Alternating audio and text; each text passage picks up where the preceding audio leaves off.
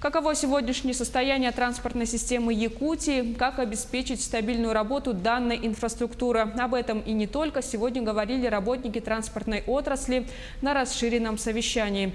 По сообщению министра транспортного региона Александра Тарасова, основной задачей в Якутии является формирование органов транспортной сети с выходом на общероссийское дорожное сообщение.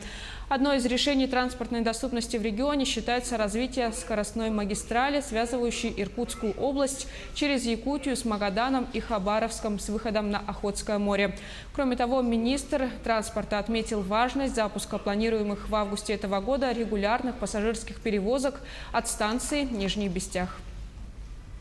При вводе в постоянную эксплуатацию первого пускового комплекса железнодорожной линии Томот-Нижний Бестях регулярное грузовое и пассажирское движение будет обеспечена провозная способность линии в размере 2 миллионов тонн и возможность организации прямого железнодорожного сообщения до станции Нижний Бестях по единому перевозочному документу.